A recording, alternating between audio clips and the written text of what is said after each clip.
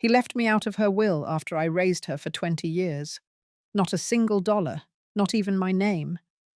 I wasn't her real mother, they said.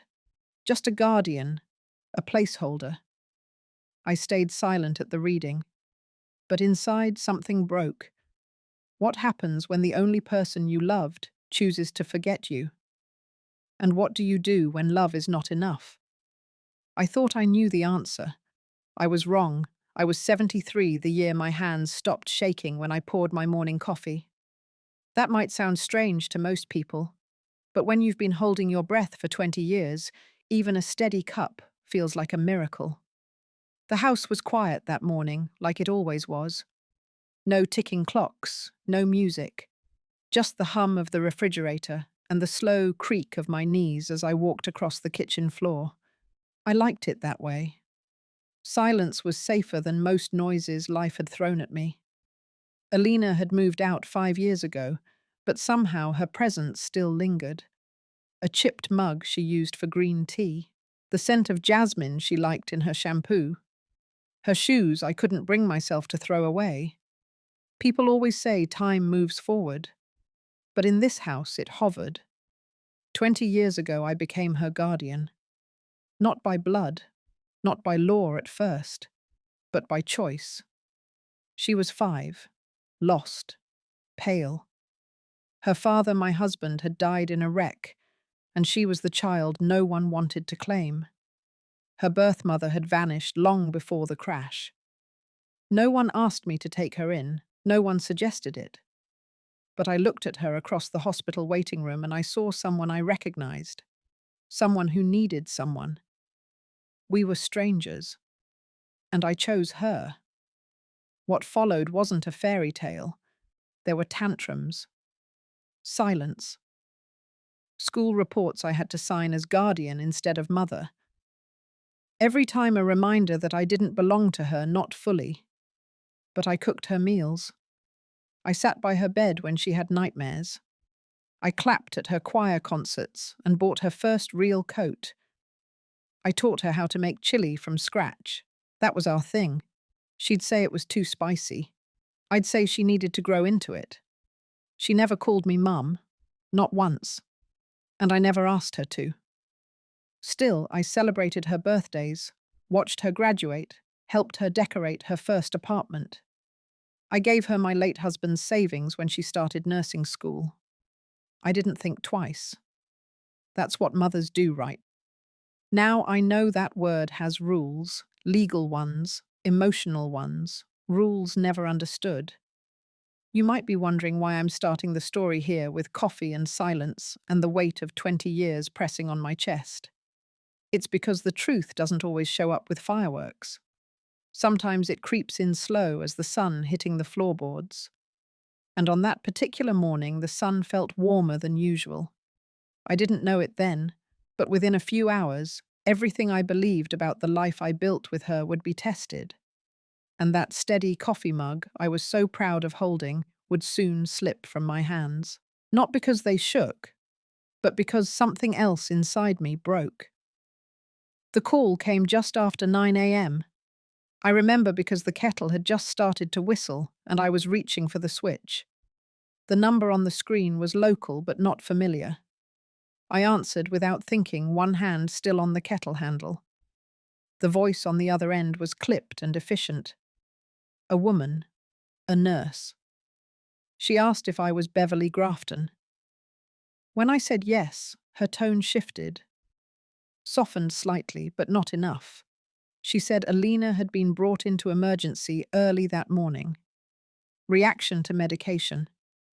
Severe. They did everything they could, but she didn't make it. I didn't speak. The nurse paused, then began to repeat herself. I hung up before she could finish the sentence. I didn't cry. I turned the stove off. I walked to the sink and placed the kettle down. Then I sat at the kitchen table and folded my hands like I was preparing to say grace. The quiet felt heavier than usual. Outside, a neighbor's dog barked twice. A delivery truck rolled by. Normal sounds. Nothing had changed for them. But something inside my chest had gone still. I don't know how long I sat there. Could have been 5 minutes, could have been 50. When I finally moved, it was only to pick up the phone again and call the hospital. This time I asked which location she had been taken to. They gave me the name, told me she was no longer there. The body had been transferred. Transferred. That word echoed. I wrote down the address of the funeral home. The woman on the phone offered her condolences. I said thank you like I was reading it off a cue card. It wasn't until I pulled into the lot of the funeral home 2 hours later that my hands started to tremble. The same hands that had stopped shaking over coffee that morning. I sat in the driver's seat, gripping the wheel, and looked straight ahead at the brick building with the white trimmed windows. I didn't want to go in. I went anyway. Inside, everything smelled like furniture polish and carnations. A man in a grey suit greeted me with a practiced smile. He asked if I was family. I said yes. He showed me into a side room.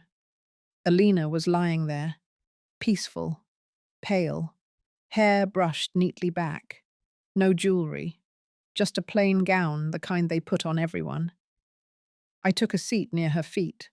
I couldn't move any closer. I kept thinking about the last time we spoke. I had dropped off some leftover stew at her apartment. She was rushing out late for work.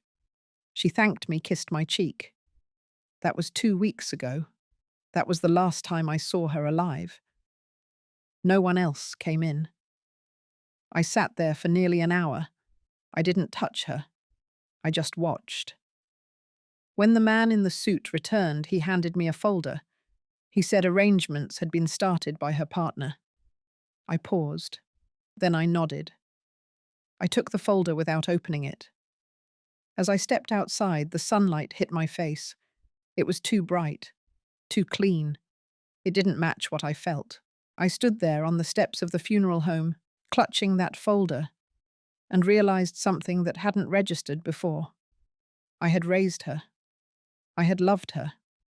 But in the final paperwork of her life, I didn't exist. The first time I saw Alina, she was sitting alone on a vinyl chair in the corner of the hospital hallway. Her legs didn't reach the floor. She had one shoe off, the other still on. Her hair was tangled, and her eyes were locked on a vending machine, like it might open up and offer her something more than candy. My husband had died hours earlier.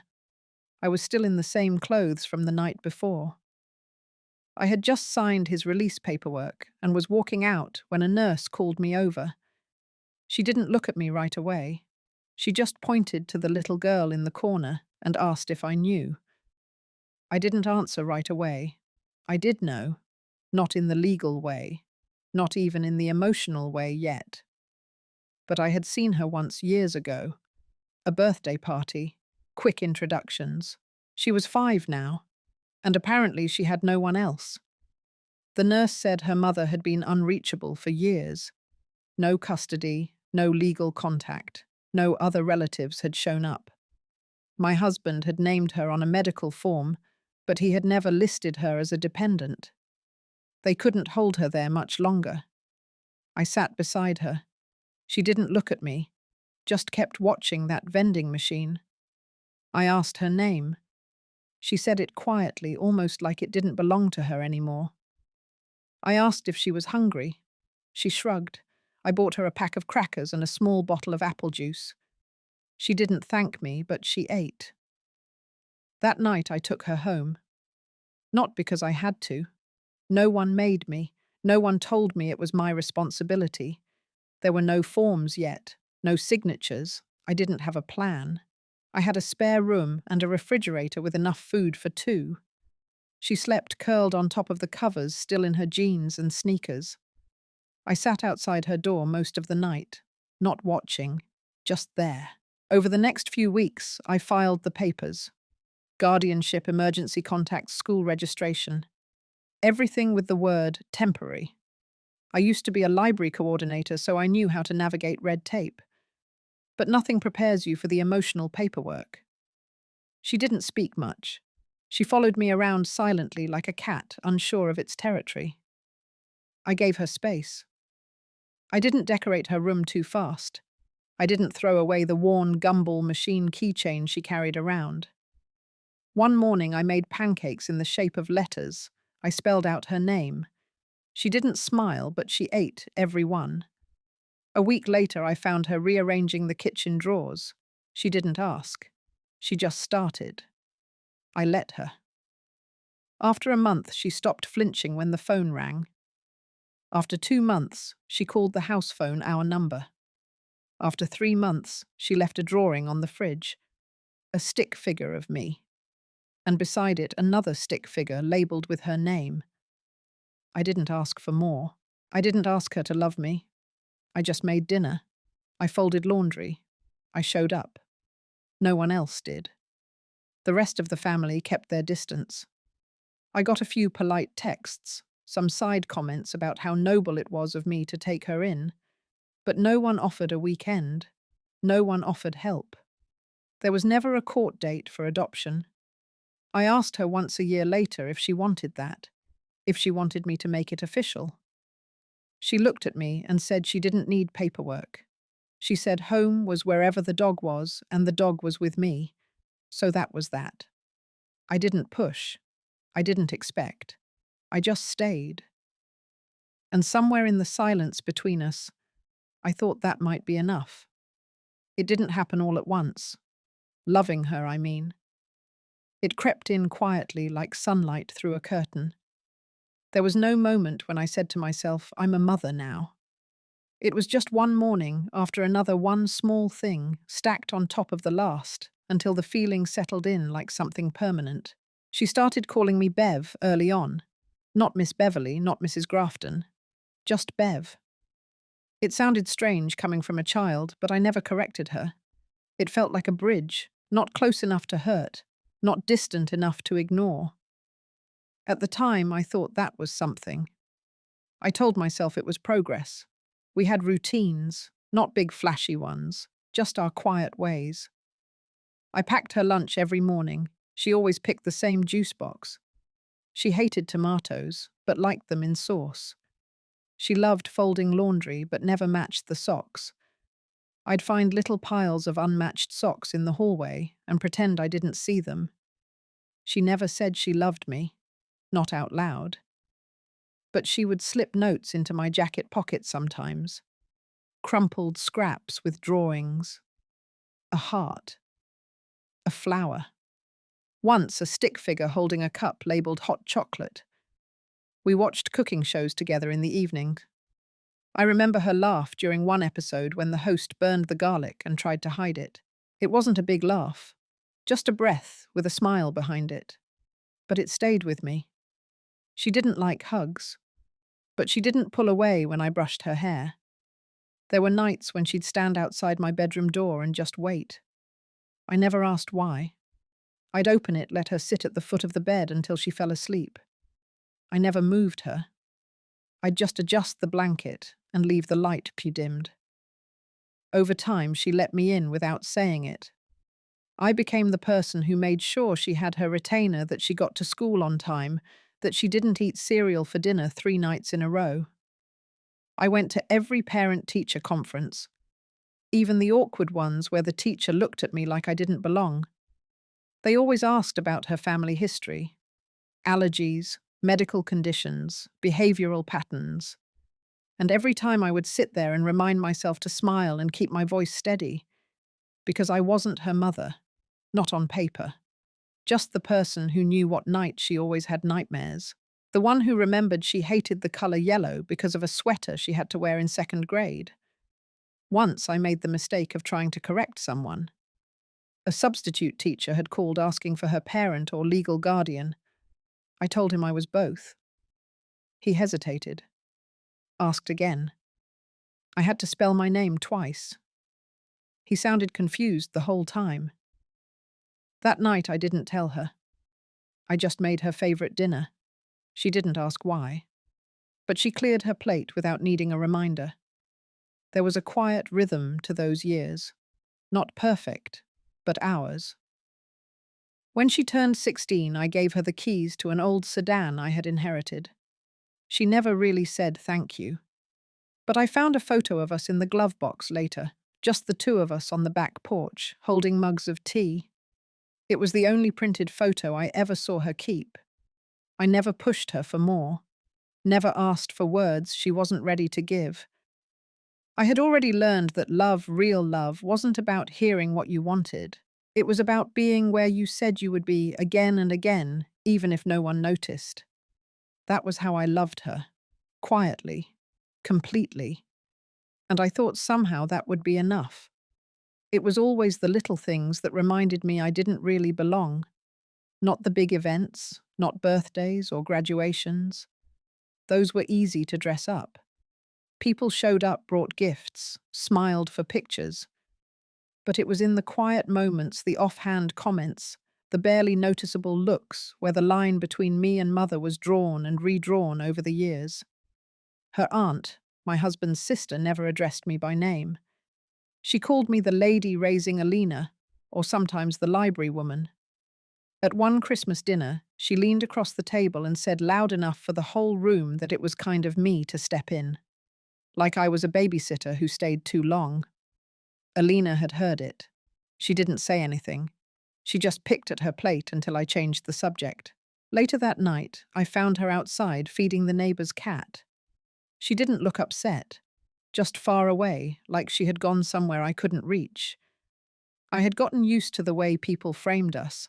Strangers at the grocery store assumed I was her grandmother. Teachers referred to me as her guardian, then glanced sideways to see if I would correct them. I never did. I kept thinking if I just stayed consistent, if I just showed up enough times, the title wouldn't matter. The relationship would speak for itself. But there were moments that tested that belief, like the time she came home late from a sleepover and had clearly been crying. She didn't want to talk, didn't want food, didn't want to be near me. She went straight to her room and closed the door. I stood outside for a while, holding the blanket she always dragged around the house. Eventually, I folded it and left it by her door. The next morning, she was fine, just tired. I didn't ask. But I knew. I knew something had been said. Something that hit the bruise that never really healed in either of us. There were days I felt like a house she lived in, not a person she loved. Useful, familiar, easy to ignore when not needed. I told myself it was teenage mood swings. I told myself to be patient. Still, every time she introduced me to someone new, I held my breath. At 16, she had a boyfriend for a few months. He came by once, polite enough. I made sandwiches. When he asked how we were related, Alina smiled and said she's just someone who's been around a long time. That was all. No bitterness in her voice, no malice, just a statement of fact. I laughed it off, told him I was the resident cook and chauffeur. But inside, something slipped. That same week, I found a framed photo of her and her father in her room. The only photo she had on display. None of me. Not even one from all those years of school events and holidays and chilly nights on the couch. I didn't say anything. I went back to my room and reorganized the bookshelf. Spent an hour deciding what to do with the empty frame I had saved for a picture of the two of us. I never filled it. Some bonds live quietly. Others vanish before they're even named. I kept showing up. I kept cooking, folding, reminding, waiting. I told myself that love, even unreturned, was still love. But it was around then I started to wonder if showing up was still enough. If quiet love could really survive that kind of silence. By the time Alina moved out, the house had learned how to be quiet again. Not the silence of absence, but the kind that settles after something has passed through and left its shape behind. She had found an apartment near the hospital where she worked. Small, but bright. A third-floor walk-up with too many stairs and not enough storage. She loved it. Said it felt like hers. She brought over boxes of books for me to sort, told me I could take what I wanted. I kept the one she'd written her name in when she was 10. The others I boxed up again and sent to the thrift store. She came by less often after that. Life got busy. Nursing shifts, night classes, a new boyfriend. She'd call now and then, quick check-ins, always polite, sometimes warm, never long. I never complained. I kept her favourite tea stocked just in case. I updated her childhood bedroom into a guest room, but left the bookshelf and her old lamp. I told myself I was making space, not erasing her. When she turned 24, she invited me to dinner. Her boyfriend would be there. His name was Marcus. I brought a pie and wore the blue cardigan she once complimented. We ate at a cramped table under a low pendant light. She laughed a lot that night. He was charming, confident, easy to talk to. Too easy, maybe. Something about the way he placed his hand on her lower back when she got up. Possessive in a way that looked like affection from the outside. I didn't say anything. I just watched. At one point, he turned to her and said something about family and holidays. She nodded toward me and said in a voice so casual it nearly passed unnoticed, "Bev always makes a great stuffing." I smiled, took another bite of salad, said nothing. It was the first time I realized she was building a separate world, one where I was a detail, not a foundation. The next week, she dropped off a thank you note. It was store-bought. Blank inside except for her signature. No message, no warmth, just her name. A habit, probably. Something polite and quick. I set it on the counter. It stayed there for weeks. Then came the hospital call, and everything changed. In the days after her death, I found myself sorting through her belongings. Her phone had been locked, but the police returned her purse. Inside was her wallet, a pair of sunglasses, a small notebook, and tucked into a side pocket was a printed draft of her will. Not a legal copy, not notarized, just words on paper. I wasn't in it. She left everything to Marcus, and surprisingly to a woman listed as her maternal grandmother, a name I hadn't heard in 2 decades. My name wasn't even mentioned. I read the pages 3 times, each time slower than the last. I checked again for any note, any side letter, anything that might make sense of it. There was nothing. After 20 years, I wasn't her emergency contact. I wasn't her family. I wasn't anyone. I sat on the edge of her bed and held the paper with both hands. I didn't tear it. I didn't cry. I just sat there trying to remember what love looks like when it doesn't leave a trace. The envelope came from Kenneth's office. Plain manila, no markings, just my name written in neat block letters across the front. I found it in the mailbox the morning after the funeral. I stood on the porch robe, still-tied slippers, damp with dew, holding it like it might burn through my hands. Inside was a copy of the original will, not the draft I had seen in her purse, not the one Marcus had submitted through his attorney. This was dated 3 months earlier, signed witnessed. The letterhead read, Grafton and Ellis, legal. The same firm Kenneth had worked with since before my husband passed. The second page listed the beneficiaries. I scanned it slowly, mouth dry. To Beverly Grafton, my guardian mother figure, and only consistent presence.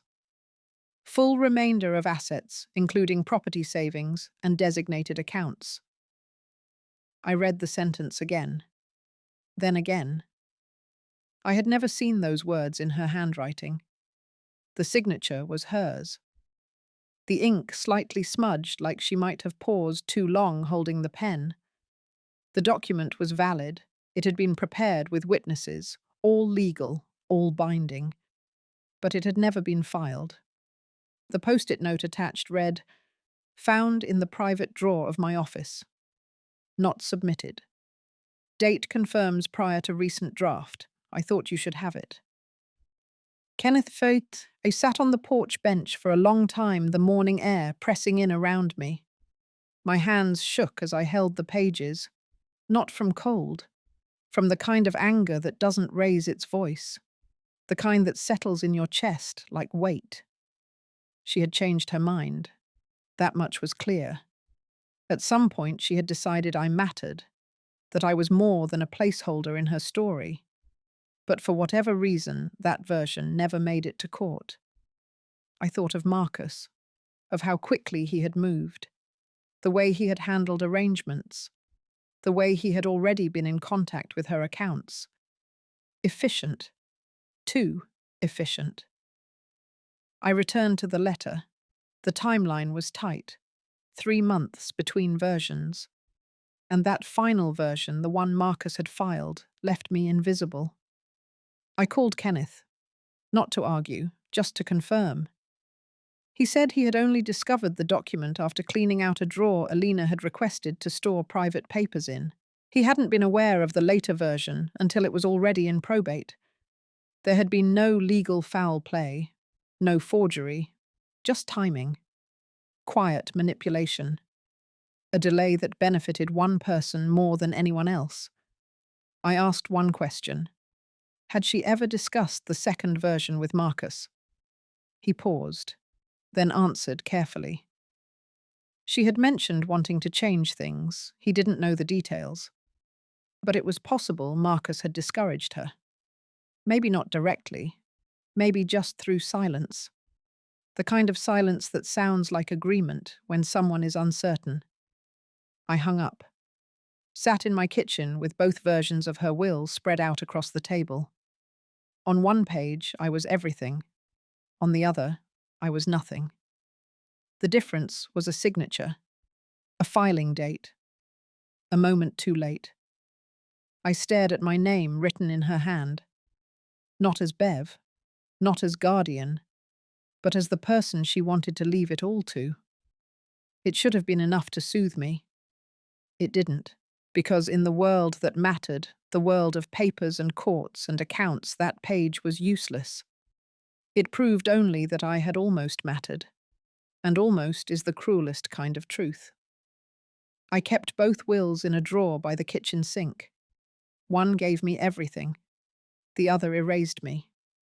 And every time I opened that drawer to reach for a notepad or a rubber band, both versions of my place in her life stared back at me. I stopped opening the drawer. There's a kind of ache that doesn't scream. It settles behind your ribs and makes itself at home. I moved through the house like I was half invisible, like I had become part of the furniture. The quiet was no longer peaceful. It was vacant. I tried to go back to routine, watered the porch plants, paid the electric bill, walked past her bedroom with my eyes fixed straight ahead. But even the most ordinary things had changed. There was an absence threaded into every corner. One morning, I sat at the kitchen table and stared at a mug she had once left behind. I remembered how she used to drink tea in the mornings but never finish the cup. I used to joke about it. Now the stain at the bottom felt like a bruise I couldn't scrub clean. I kept asking myself what it meant to be a mother. Not legally, not technically, but really.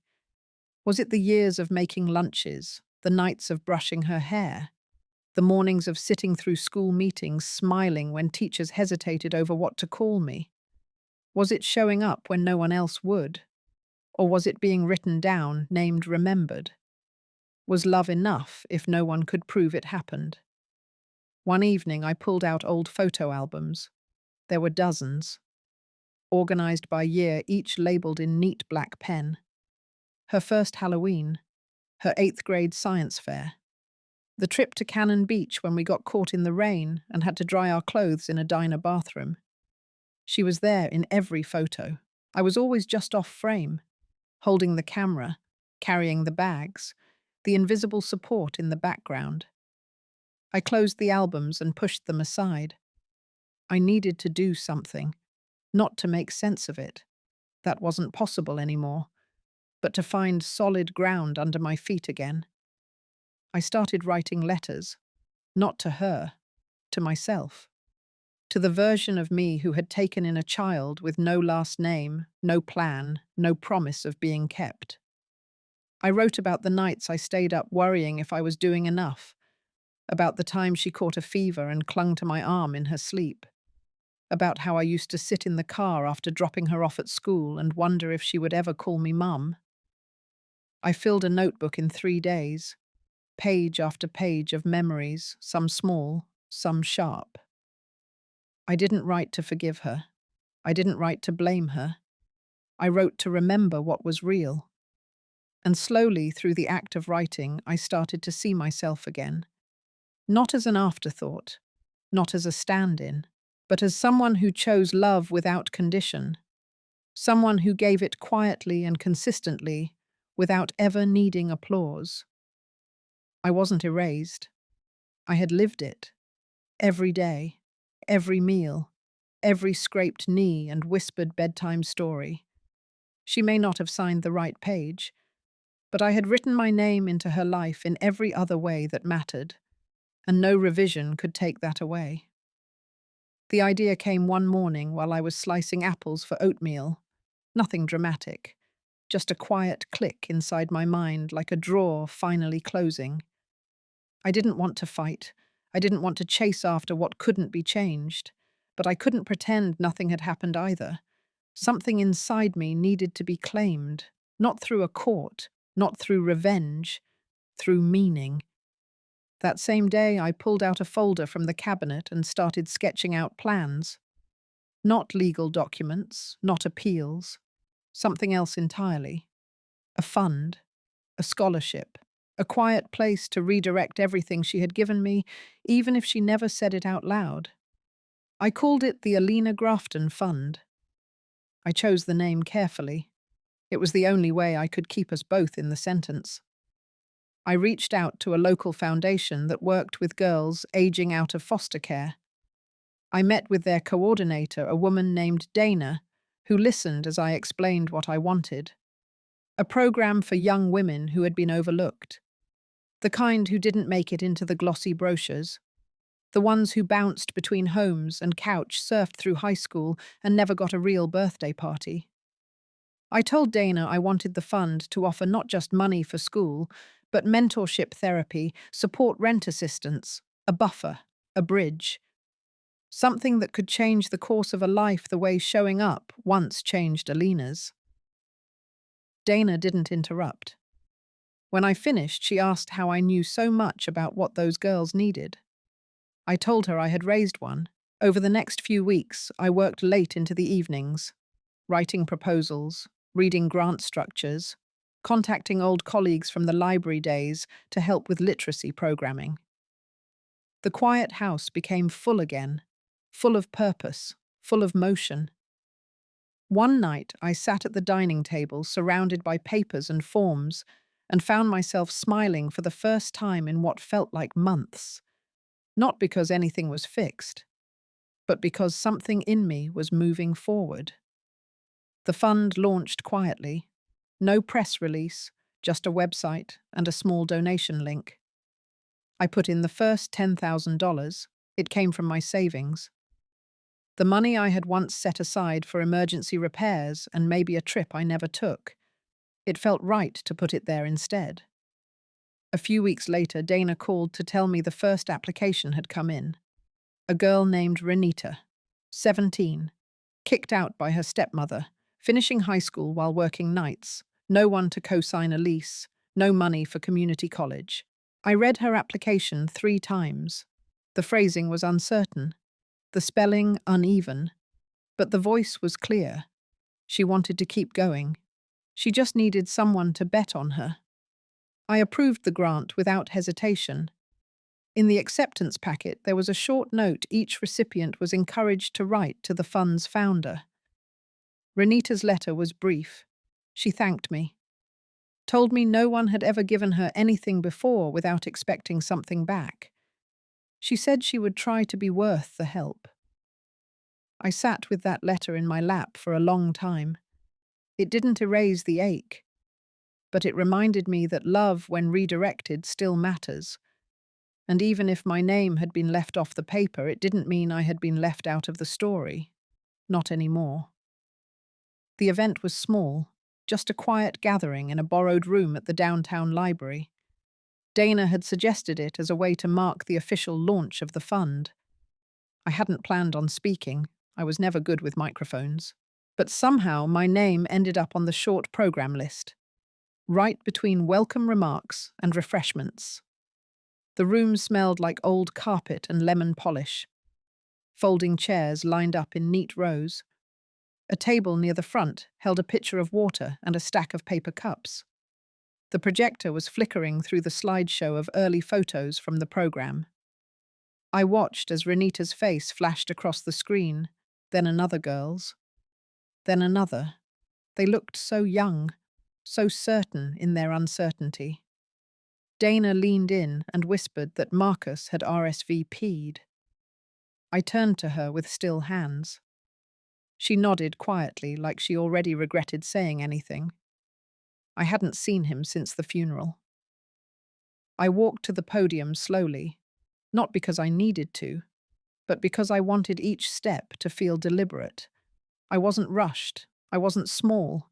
I wasn't someone left off the paperwork anymore. I cleared my throat and unfolded a note card I had written that morning. Just a few lines, enough to hold my voice steady. I told them this wasn't about me, that the fund existed because of someone I once loved, that the girls in the room were not charity cases. They were bridges, and we were simply offering them a starting point. I closed with a quote Alina had once written in a notebook, something she had copied from a textbook. "Love is not what you say, it is what you build." I stepped down before the applause started. I didn't need it. At the back of the room, Marcus stood alone. No smile, no visible reaction. He wore a navy jacket and held a glass of water he hadn't touched. He approached me just as the line for refreshments formed. We stood near the fire exit, the air faintly cooler there. He said he hadn't known about the original will, said he only saw what had been on her desk. I didn't interrupt. I just listened. He said Alina had been conflicted, that she had talked about making changes, that she sometimes didn't know what she wanted. I nodded, because all of that was probably true. But none of it changed what she had written long before he ever moved into her life. He asked if I was going to contest anything. I said no. That what I needed was already in motion, that the truth had found its own way to matter. Then I reached into my bag and handed him a copy of the fund brochure. He took it without a word, read the name. His jaw twitched slightly. He folded it once and slipped it into his coat. We didn't say goodbye. He walked out through the side exit, and I didn't watch him leave. Instead, I turned back toward the room. One of the girls, a quiet one with large eyes and chipped nail polish, waved me over to her table. She had saved me a seat. I sat down, poured myself a glass of lemonade, listened to her talk about applying for a veterinary program in the fall. Her voice was steady, certain, and for the first time in a long time, I felt like I was exactly where I belonged, not behind the scenes, not just a name on a folder, but right there, present, accounted for, chosen. Spring came slowly that year, the kind that made you notice every petal, every thawed patch of ground. I spent more time in the backyard, pulling weeds from the edges of the stone path, pruning the hydrangeas she used to complain made her allergies worse. I hadn't touched the garden in months. It was overgrown in places, bare in others. But somehow it felt easier now, like the work was part of the remembering, not the grieving. One afternoon I found a box I had nearly forgotten. It had been tucked behind the coat rack in the hall closet, sealed with brittle packing tape and dust. Inside were pieces of her childhood I hadn't seen in years. Crayon drawings, a math test with a crooked smiley face sticker, a pressed flower between two pieces of wax paper, a birthday card I had made her when she turned 10. She had drawn a little arrow on the back of it. Just one word, kept. I sat with the box for a long while, not crying, not aching, just letting it settle. The years had passed whether I was ready or not, but the love remained, not always visible, not always mutual, but still real. The fund had started gaining attention. A small article ran in the community paper. A donor from out of state had reached out. Dana said the interest was growing faster than she expected. I told her I wasn't surprised. Love, when directed outward, tends to multiply. A few of the girls from the first cohort had begun sending updates. College acceptances, part-time jobs, a photo of one with her first set of apartment keys. No letters asked for anything. They were just little signals, signs that someone had taken a step because someone believed in them. I hung 2 of the photos on the refrigerator, not out of pride, but to remind myself that something had come from all of it. Sometimes at night I still walked past her room. I had kept it unchanged, not as a shrine, but as a quiet space that once held her laughter and stubborn silence. There were fewer sharp edges now, fewer stings in the quiet. One evening I found myself writing her a letter, not to send, just to write. I told her I hoped she had found peace, that wherever she was, she knew I had loved her the best way I could, that I understood now why she had struggled to say it back. Some children carry their own ghosts. She had been one of them. I folded the letter and placed it inside the box from the closet. Then I sealed it again, labelled it simply with the year. Later, as the sun lowered behind the trees, I sat on the porch with a mug of tea and listened to the soft rustle of wind through the branches. For the first time in a long time, I felt something I hadn't allowed myself to feel. I had let her go. Not because I had stopped loving her, but because I finally understood that love wasn't meant to hold someone in place. It was meant to free them, even if they never looked back. The house is quiet now, but it is no longer empty. There are mornings I wake up and forget what day it is. I move through the kitchen with slow feet and muscle memory. But then I see the corner by the window where I keep the letters from the girls. The framed photo of Renita at her graduation. The shelf with binders from the fund meetings. And I remember. I am still building something. Grief used to feel like an unfinished sentence, like I had been paused mid-thought and never allowed to finish the story. But somewhere along the way, I realized I didn't need the ending to look the way I once imagined. I only needed it to be mine. The life I lived with Alina was not wasted. The years I spent loving her, showing up for her folding laundry. She never thanked me for buying birthday candles. She never asked for sitting outside her door on nights she couldn't sleep. They weren't invisible. They just didn't fit inside a line on a will. Now when I think of her, I don't feel erased. I feel whole. I carry her with me in the way I speak to the girls, in how I answer the phone after the first ring, in how I fold blankets and leave the porch light on just a few minutes longer than needed. There's no plaque with my name, no inheritance to point to, but there's a legacy, one that looks like choice. Quiet, deliberate, enduring. I didn't raise her to be grateful. I raised her to survive. And in some way I did too. If you've ever loved someone who didn't know how to love you back, or if you've ever given years of your life and wondered if it mattered, maybe this story spoke to you. If it did, I hope you'll take a deep breath and remember quiet love. Love is still real love. And your story matters, even if no one wrote it down. Thank you for listening.